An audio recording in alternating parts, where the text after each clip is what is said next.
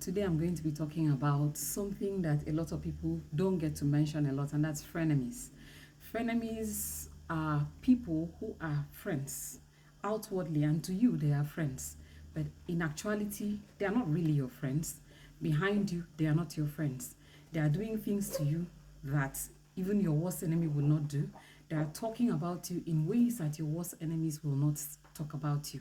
And the problem with this is that people listening to them, because they see you with these people, they tend to believe what they are saying. I mean, if her close friend can say this about her, then it must be true. So they weaponize that closeness to you to authenticate their falsehoods that they spread about you because they want to uplift themselves due to nothing but just jealousy.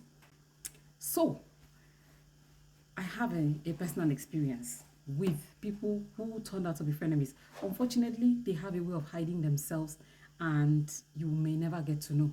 I've had two experiences, but I'll tell you about the second one. The second one happened a little later in my life when I was working in a particular institution, and I had about 3 or 4 friends. I think there were about 3 or 4. One was not necessarily a friend, but just a friend to one of the people. So we were almost like a group. I don't like doing groups, and that's one of the reasons why I don't like doing groups. Um, One of them, inside a group dynamics, there are just maybe there were two people that are closer to each other, and those kinds of things happen.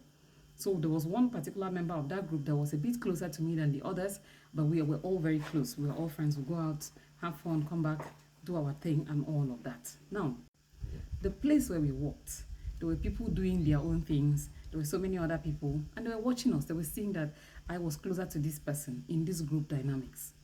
And this person was going around from person to person saying nasty things about me. I didn't know that this was going on. Initially, I wasn't a threat to this person, so the person was just not saying anything about me that, that was important. But something shifted, something changed, and it's always the case. I hit a milestone. I crossed over. I got a job that this person had also wanted to get.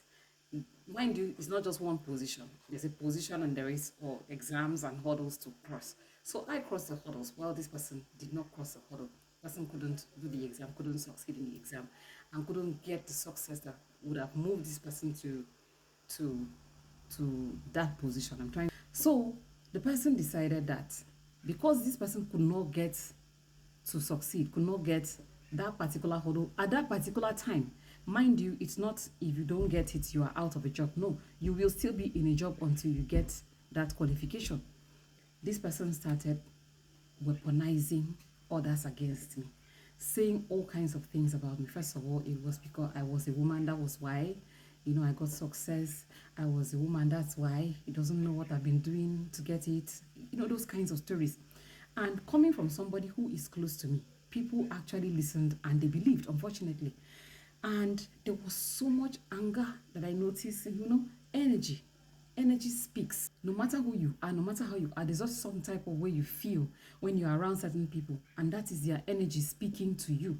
So I started feeling so much aggression. It got to a point where this person weaponized the entire department that I worked in against me for no other reason than the fact that I scaled the hurdle that this person couldn't scale at that point in time.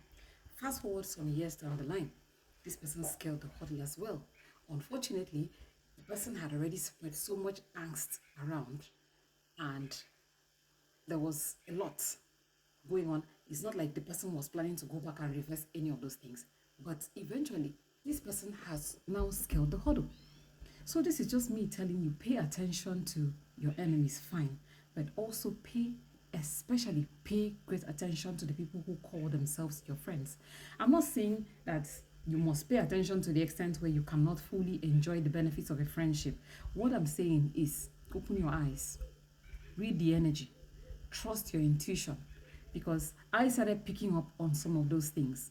I started picking up on some of those things and I started withdrawing myself. And I noticed that once I withdrew myself from that group dynamic, my life became so much better. I was doing a lot more. I was achieving a lot more because at a point I started feeling bad. Oh my God, survivor's guilt. Oh, I scaled through this hurdle and this person did not scale. Oh, I felt bad for this person, not knowing that all the while this friend of mine was going around weaponizing others against me. To tell you how bad it was, at a point, It got so bad that they anybody at all who tried to be friends with me, who tried to relate with me, they would gather and gang up against that person.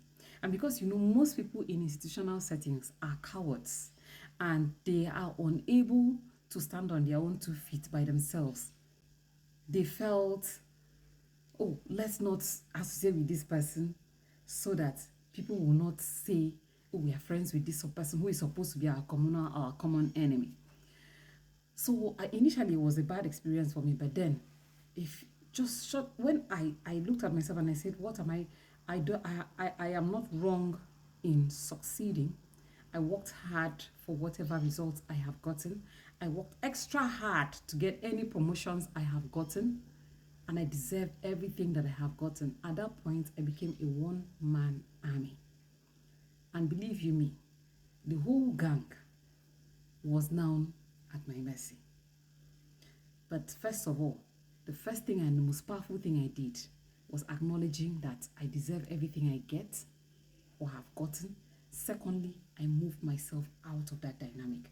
Because you see, like I mentioned before, these are people that we go out, we sit down, we go and get things, drinks, and stuff like that. If somebody can dislike you to the extent where they are ready to weaponize everybody, mobilize people to mobilize a mob action against you, there's nothing they cannot do. But you see, the whole time, this person was by my side, pretending to be my only friend. The entire group scattered because everybody was now afraid, because there's something that happens in a mob. The mob, somebody, I've forgotten who said that the mob is where a coward goes to hide. The mob believes that we have to stick together against a common enemy. And at that point, I was the common enemy. So they had to stick together. In their minds, they were supposed to destroy me. Until I took a stand and decided to be a one-man army. And they, unfortunately, one by one, they fell. One by one, they fell. I'm not sure who needs to hear this. Like I say, I'm a wellness channel that covers everything.